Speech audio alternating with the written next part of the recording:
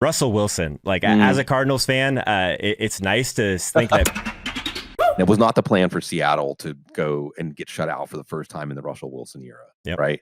That was not the plan. And I don't know. Pete Carroll said, well, it wasn't anything to do with the finger. They didn't rush him back too early.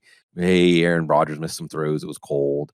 But I think you're right. I was singing Hall Notes. I'm going to spare your listeners. You know, I was singing, she's gone. No, I just did it. Because it does feel like it's over. There was a sense of mourning when I was watching that game yesterday, Joe, that this is it. This is what the Carroll Wilson era has amounted to. And granted, if one different play call, we might be talking about another Super Bowl ring that they would have gotten. Remember, the first Super Bowl ring they got was really the Legion of Boom. It wasn't Russell Wilson. Russell Wilson was more of a game manager for them. Not that Russell Wilson doesn't make his contributions along the way, but you really get the feeling, because going into this offseason, there was a lot of talk about a Russell Wilson-Seattle breakup. Then Seattle did some things. They brought in Shane Waldron. They drafted D. Eskridge, who maybe finally will play their second round pick. They traded for Gabe Jackson. They did some things to help, but we're right back where we started, right?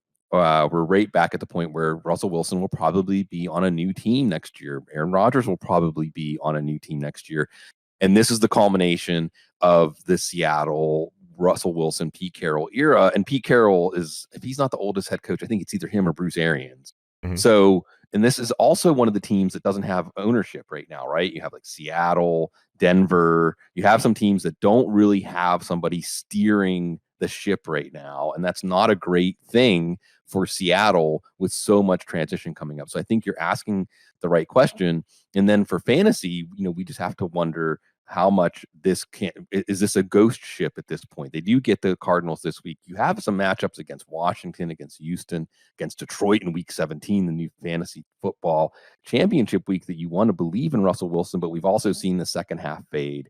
So I think that whatever way the winds are blowing, they're not blowing us to sunnier, happier times for Seattle. And we haven't seen this Seattle team have to deal with knowing that they're playing out the string, that they're not pushing for a playoff berth.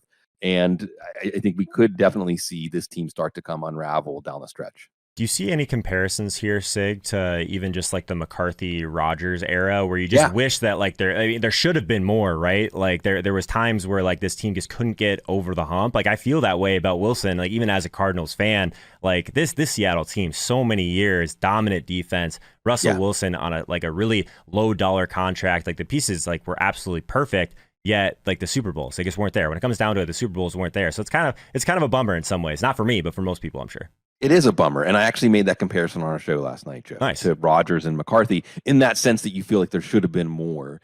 And I think what we can look to is the lack of alignment. I mean, there's been a tug of war going on the whole time, right? Everyone watching feels like the offense should go through Russell Wilson, except Pete Carroll. And then eventually whoever he hires as his offensive coordinator, because there's murmurs out of Seattle this year that don't put this on Shane Waldron, what's been going on with this offense. Don't put it on him.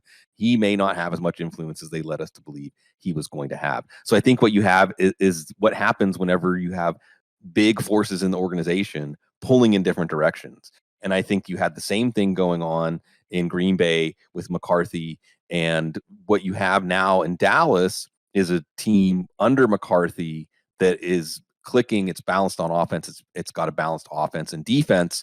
And Kellen Moore is probably effectively calling the shots on the offense.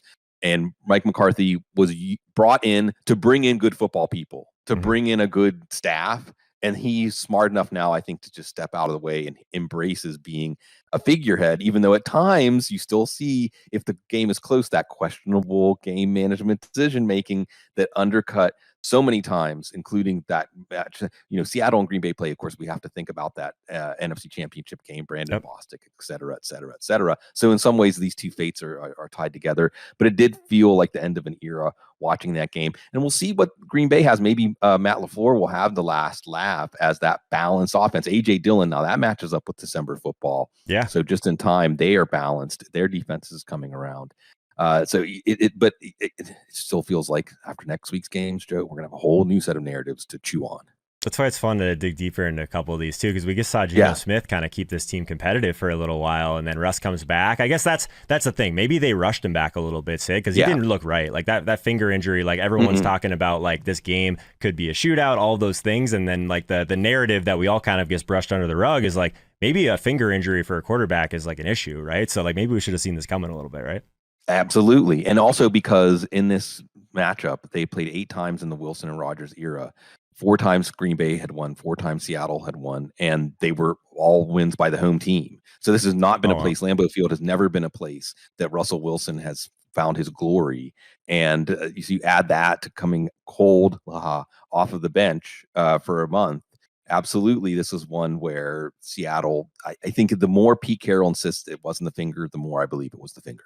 Yeah, well, sometimes bringing things back together, sometimes you were never meant to be together in the first place, right? Exactly. So you just have to. It's all relationships. It doesn't always work out. Sometimes it's easier for both parties involved to move forward. So hopefully that's a situation that happens with Russell Wilson, and he gets as far away from Kyler Murray and the Cardinals as possible going forward, because I would love that.